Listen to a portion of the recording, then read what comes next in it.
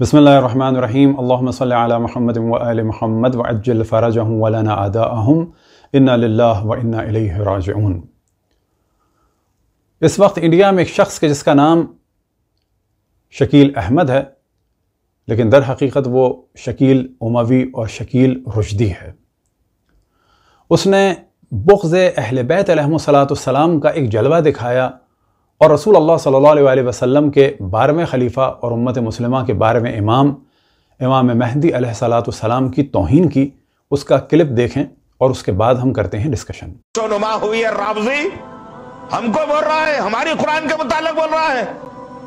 जो तुम्हारे 12 इमाम के पास, तुम्हारे जो आखिरी इमाम के पास जो 10 पारे रुके हुए हैं ना, जो नंगा बैठा हुआ है किसी पहाड़ में, वो लेकर के जब आएगा तो मुकम्मल तुम्हारा कुरान होगा। ये तुम्हारा अकीदा है। इजाजत रहो, ये वार्निंग का वीडियो है तेरे लिए। आपने वीडियो में समाअत फरमाई तो पहली बात यह कि हमारा कोई ऐसा अकीदा नहीं है कि इमाम ज़मान अलैहिस्सलाम किसी पहाड़ में हैं और उनके पास 10 पारे हैं। इंशाअल्लाह तहरीफ़ कुरान के उन्वान से हम गुफ्तगू करेंगे और ये बताएंगे कि कितनी रिवायात हैं अहले सुन्नत में तहरीफ़ कुरान के बारे में, और 40 पारों वाली रिवायात भी अहले सुन्नत में हैं। और कुरान बकरी खा गई, ये भी हज़रत आयशा से नकल हुआ जब उन्होंने एक इंतहाई ख़तरनाक बिदअत आलम इस्लाम में शुरू की रज़ा उल कबीर के नाम से। और जब उनसे सवाल किया गया कि कहाँ है तो उन्होंने कहा कि ये कुरान में थी आयत और बकरी खा गई। और ये मौजू डिस्कस हुआ सुनन माजा में और तफसील से भी इसके बारे में डिस्कशन कर चुके हैं। अब इन मौसूफ ने इसके बाद जो जवाब दिया वो मुलाहिज़ा फरमाएं ताकि हम फिर बात को आगे बढ़ाएं। वसीम रज़वी किसी एक कम्युनिटी का आदमी है। वो कम्युनिटी का आदमी रहने की बुनियाद पर किसको बोला जाएगा? वसीम रज़वी हजारों हैं। वसीम रज़वी किस कम्युनिटी से ताल्लुक रखता है, उसके लिए हमको अपनी जबान पे अल्फाज लाना पड़ा, वरना बरसों से शहर में हैं हम, आप भी हैं शहर में। हमने कभी, आप पूरे 40 दिन तक मजालिस करते हैं, कभी हमने आपको मदाखलत नहीं की, कभी हमने आपको रोका नहीं। आपने तवज्जो फरमाई कि इस शख्स ने शियों पे हमला करने के लिए आड़ ली वसीम रिजवी की। तो हम इसे बताते चलें कि अगर इन साहब ने आड़ ली है वसीम रिजवी की और शियों पे हमला किया है और इनके फार्मूले के तहत अगर इमाम ज़मान अलैहिस्सलाम की तौहीन इस शख्स के लिए जायज़ हो गई है और ऐसी ज़बान इस्तेमाल करना जायज़ हो गई है, तो इन्हीं के फार्मूले के मुताबिक जब हम बात करेंगे कि पूछेंगे कि क्या सलमान रुश्दी और तस्लीमा नसरीन और मिर्ज़ा ग़ुलाम अहमद सुन्नी घराने के नहीं थे? अब अगर इनके हिसाब से बात की जाए तो क्या इन लोगों की ज़बान बंद करने के लिए उनके बड़ों को फिर गालियां दी जाएं? तो वसीम रिजवी की मुखालफत तो खुद सबसे पहले हमारे उलमा ने की और इत्तफाक से 2 डिस्कशंस हमारे मौजूद हैं और हम सब कहते हैं कि वो शायद दीन से निकल गया है।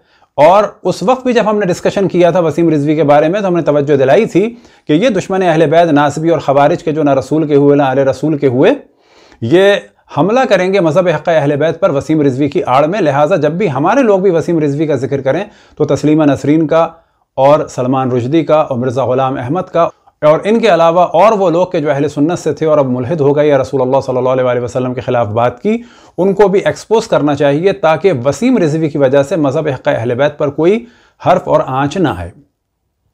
इस शख्स ने अपने दिल की ये खबासत बयान की कि हम आपको 40 दिन तक मजालिस से नहीं रोकते। ये मजालिस होती हैं रसूलुल्लाह सल्लल्लाहु अलैहि वसल्लम की आल के जिक्र की। तुम होते कौन हो रोकने वाले, और तुम्हारे जुमले से पता चल रहा है कि तुम दुश्मन रसूल और आले रसूल हो। अब हम यहाँ बताते चलें कि रसूलुल्लाह सल्लल्लाहु अलैहि वसल्लम की जितनी तौहीन कुतुब अहले सुन्नत में है और मज़हब अहले सुन्नत में है, इतनी तौहीन कहीं भी किसी भी जगह पर नहीं है। और अब ये बताते चलें कि जितनी किताबें भी रसूलुल्लाह सल्लल्लाहु अलैहि वसल्लम के खिलाफ लिखी जा रही हैं, चाहे वो इंडिया में लिखी जाने वाली रंगीला रसूल हो, चाहे सलमान रुश्दी ने किताब लिखी हो, इन सब की बुनियाद कुतुब अहले सुन्नत है। अब जब मोमिनीन ने एहतजाज किया तो इन मौसूफ का जवाब मुलाहिज़ा फरमाइए ताकि इनके जवाब के बाद हम इस मौजू को तफसील से डिस्कस करें। हक़्क़ुल यकीन जिल्द नंबर 2, मुसन्निफ अल्लामा सैयद मोहम्मद बाकर मजलिसी अलैहि रहमा। उन्होंने अपनी किताब के पेज नंबर 18 या 19 के ऊपर जो बात लिखी है ये कि और शेख तौसी और नोमानी ने हजरत इमाम रजा अलैहिस्सलाम से रिवायत की है कि हजरत खाइम के ज़हूर की अलामतों में से एक अलामत यह है कि वो बरहना बदन खसरे आफ्ताब के सामने जाहिर होंगे। इसका क्या मतलब निकलता है? कोई आदमी को बरहना कहा जाए तो कुछ समझ में नहीं आएगा। बरहना के माने हैं नंगे, बरहना के माने हैं नंगे, اور خسر آفتاب کے معنی ہے پہاڑ کے اندر سے۔ اب انہوں نے جو حوالہ دیا حق الیقین کا، یہ اردو کی کتاب ہے اور یہ ترجمہ ہے در حقیقت حق الیقین فارسی کی کتاب کا، اور یہ فارسی کی کتاب میں 2 روایات نقل ہوئی ہیں اور فارسی میں بھی در حقیقت ترجمہ ہے 2 روایات کا۔ اب سب سے پہلے ہم یہ ڈسکس کرتے ہیں کہ 350 سال پہلے علامہ مجلسی نے جب یہ لفظ یوز کیا ہے اور عربی زبان سے یوز کیا ہے تو اس کے معنی کیا تھے۔ تو در حقیقت روایات میں جو لفظ آیا ہے وہ ہے بارزن، یعنی بہت ہی نمایاں۔ اس کا ترجمہ اس زمانے میں کہ جو وہاں پر عربی اور فارسی مکس کلچر تھا اس وقت کا بھی اور آج کا بھی، تو وہاں پر انہوں نے برہنہ استعمال کیا۔ یہ برہنہ عربی کا الگ ہے لفظ اور اردو میں اس کے اب ایک نئے معنی ہو گئے ہیں۔ تو سب سے پہلے آپ کے سامنے پیش کرتے ہیں لسان العرب، جلد نمبر ہے 13 اور صفحہ نمبر ہے 60 اور ایرو لگا ہوا ہے، اور اب آپ کو ہم تفصیل سے اس کو ڈسکس کر دیتے ہیں کہ برہنہ اور اس کے بعد ہے التہذیب۔ قال اللہ عز وجل قل ہاتوا برہانکم ان کنتم صادقین۔ البرہان، حجت کے کیا معنی ہے، برہان کے کیا معنی ہے؟ الحجت الفاصلۃ البینۃ، کہ حجت یعنی ایسی دلیل کہ جو حق اور باطل میں فاصلہ کر دے۔ یقال برہن یبرہن برہنتن، تو یہاں پر ہم نے نیلے سے ہائی لائٹ کر دیا ہے کہ برہن یبرہن کا ایک مصدر برہان کی طرح سے ہے برہنہ، اور یہاں پر برہنہ کے کیا معنی ہے؟ اذا جاء بحجت قاطعت للدد الخصم، کہ جب دشمنوں کے لیے ایک بہت ہی سالڈ قسم کی دلیل لائی جائے۔ تو یہ اصل میں موقع ہے کہ جب امام زمان علیہ السلام کا ظہور ہوگا تو اس وقت ایک ندا آئے گی اور اس ندا کے ساتھ آسمان پر ایک واضح جسم نظر آئے گا، واضح جسم نظر آئے گا۔ یہ ہے اصل معنی، نہ یہ کہ ننگا جسم نظر آئے گا۔ اب آپ کے سامنے اردو ترجمہ ہے کہ جو صاحب نے پیش کیا، اور اس کے ساتھ ہی صفحہ نمبر 18 اور 19 ہے، اور یہاں پر یہ روایت ہے، اور اس روایت کے اصل کیا معنی ہے یہ بعد میں دوبارہ ہم بیان کریں گے کہ جب عربی بیان کریں گے۔ تو یہاں پر اس کو ملاحظہ فرمائیں، بعد میں آپ کے سامنے حق الیقین ہے اور فارسی متن ہے، اور یہاں پر بھی ہم نے ایرو لگایا ہوا ہے، اور یہاں پر انہوں نے فرمایا وہ شیخ توسی و نعمانی از حضرت امام رضا علیہ السلام روایت کرتے ہیں کہ از علامات ظہور حضرت قائم آن اس کے بدن برہنہ در پیش قرص آفتاب ظاہر خواہد شد و منادی ندا خواہد کرد کہ این امیر المؤمنین است کہ برگشته از که ظالمان را ہلاک کند۔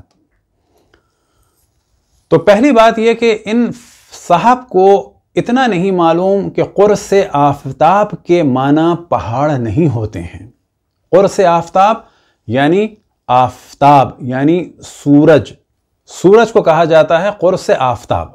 اب آپ کے سامنے کتاب ہے بحار الانوار، جلد نمبر ہے 52 اور صفحہ نمبر ہے 289، اور یہاں پر ڈسکشن ہے کہ ماہ رجب میں 3 ندائیں آسمان سے آئیں گی، ان میں سے جو تیسری ندا ہوگی وہ کیا ہوگی؟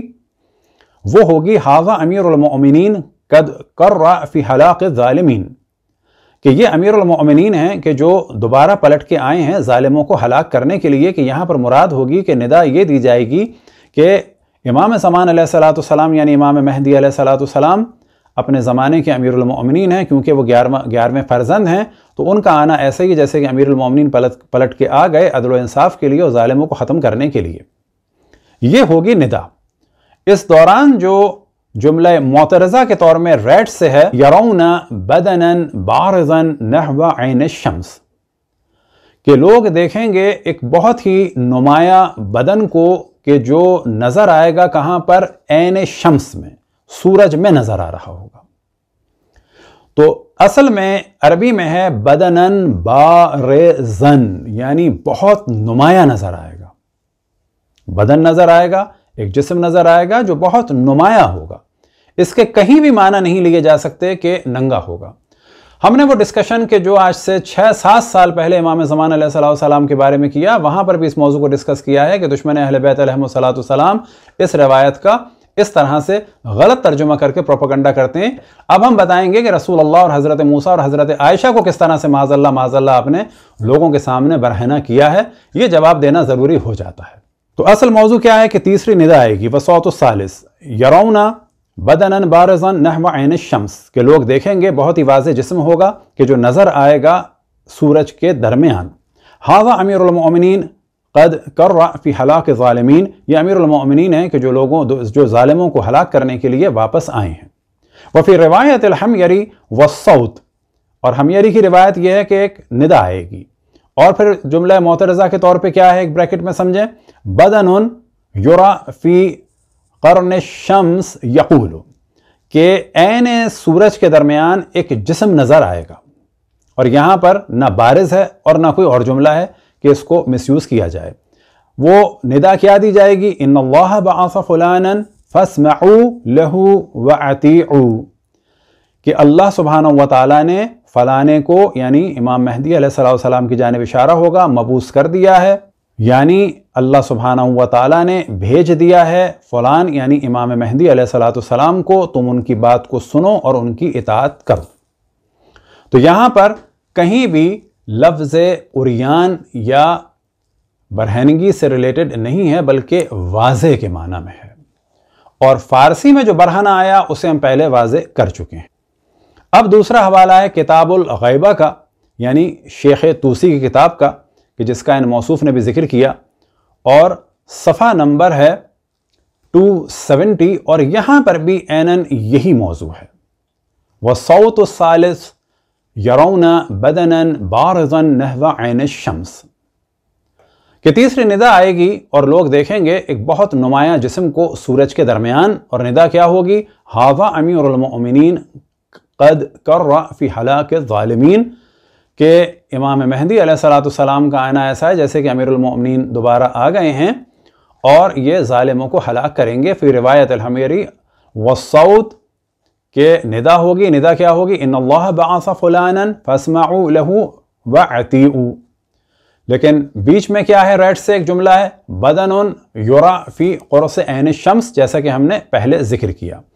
عیناً یہی موضوع غیبت نعمانی میں ہے، اور صفحہ نمبر ہے 186، کہ تین ندائیں آئیں گی، اور تیسری ندا کیا ہوگی، یدن بارزن ما قرن الشمس ینادی علی ان اللہ قد بعث فلانا علی ہلاک الظالمین۔ اب یہاں پہ پتہ چلا کہ ایک اور نسخہ بھی ہے کہ جہاں پر ید ہے، کہ ہاتھ ظاہر ہوگا، کہ جو بہت ہی واضح ہوگا۔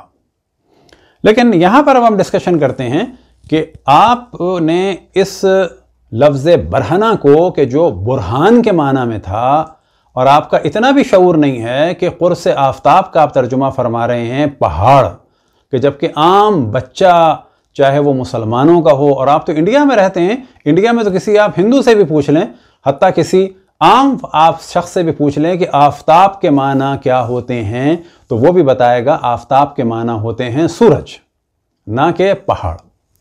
لیکن آپ کو زیادہ شرم محسوس کرنی چاہیے کہ رسول اللہ صلی اللہ علیہ وسلم کی توہین کا سبب تو آپ کی کچھ کتابیں ہیں، لہذا سب سے پہلے آپ کے سامنے صحیح بخاری جلد اول اور صفحہ نمبر 440، اور یہاں پر رسول اللہ صلی اللہ علیہ وسلم کی ایک توہین ہے کہ جس کے بارے میں تفصیل سے ڈسکشن کر چکے ہیں، ہمارا کلپ موجود ہے، کہ رسول اللہ صلی اللہ علیہ وسلم کی جانب نسبت دی گئی کہ معاذ اللہ وہ خانہ کعبہ کی تعمیر کے درمیان صحیح بخاری کے بقول، کتب اہل سنت کے بقول، انہوں نے اینٹیں اٹھانے کے لیے اپنا تہمت کھول کے اپنے کاندھوں پہ رکھ لیا، اور اس کے بعد لوگوں نے ان کو معاذ اللہ برہنہ دیکھ لیا۔ یہ آپ دیکھ سکتے ہیں کہ حضرت عباس نے کہا، بھتیجے کیوں تم تہمت کھول لیتے اور اسے پتھر کے نیچے اپنے کاندھے پر رکھ لیتے تاکہ تم پر آسانی ہو جائے۔ حضرت جابر نے کہا کہ آپ نے تہمت کھول لیا اور کاندھے پر رکھ لیا، اسی وقت غشی کھا کر گر پڑے، اس کے بعد آپ کبھی ننگے نہیں دیکھے گئے، معاذ اللہ معاذ اللہ معاذ اللہ۔ اب یہ کہا جاتا ہے نبوت سے پہلے سوال یہ پیدا ہوتا ہے، احمقوں بے وقوفوں،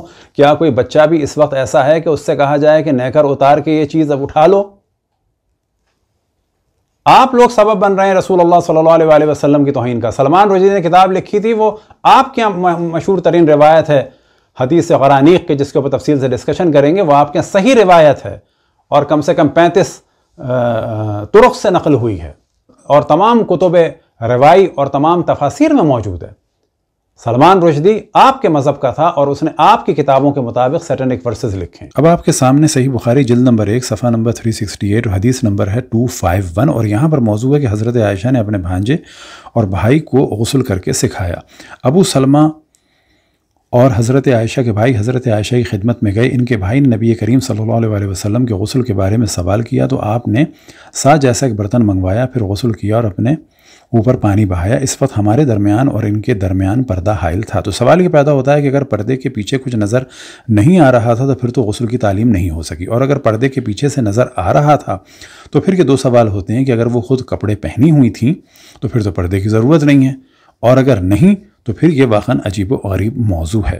اب یہ ابو سلمہ کون ہیں تو بتاتے چلیں کہ یہ ان کے سگے بھانجے نہیں ہیں، بلکہ یہ رضاء الکبیر کی وجہ سے ان کے بھانجے ہیں، کیونکہ رضاء الکبیر وہ موضوع ہے کہ جس کی وجہ سے عالم اسلام میں ایک زلزلہ آ گیا تھا، اور وہ یہ تھا کہ حضرت عائشہ نے فتویٰ دیا تھا کہ بڑی عمر کے افراد کو دودھ پلا کے محرم بنایا جا سکتا ہے، لہٰذا وہ جس کو محرم بنانا چاہتی تھیں تو اپنی بھانجیوں اور بھتیجیوں کے پاس بھیجتی تھیں کہ ان کا دودھ پی کے آؤ۔ اب آپ کے سامنے صحیح بخاری کی جلد نمبر 4 ہے، اور یہاں پر واقعہ ہے حضرت موسیٰ علیہ السلام کا کہ بنی اسرائیل یہ دیکھتے تھے کہ حضرت موسیٰ علیہ السلام تنہا نہاتے ہیں۔ اب اصل روایت یہ ہے کہ حضرت موسیٰ بڑی شرم والے اور بدن ڈھانپنے والے تھے، ان کی حیا کی وجہ سے ان کے بدن کا کوئی حصہ بھی نہیں دیکھا جا سکتا تھا۔ بنی اسرائیل کے جو لوگ انہیں اذیت پہنچانے کے در پہ تھے وہ کیوں باز رہ سکتے تھے؟ ان لوگوں نے کہنا شروع کیا کہ اس درجے بدن چھپانے کا اہتمام صرف اس لیے ہے کہ ان کے جسم میں عیب ہے یا کوڑ ہے یا ان کے خصیتین بڑے ہوئے ہیں یا پھر کوئی اور بیماری ہے۔ ادھر اللہ تعالیٰ کو یہ منظور ہوا کہ موسیٰ علیہ السلام کی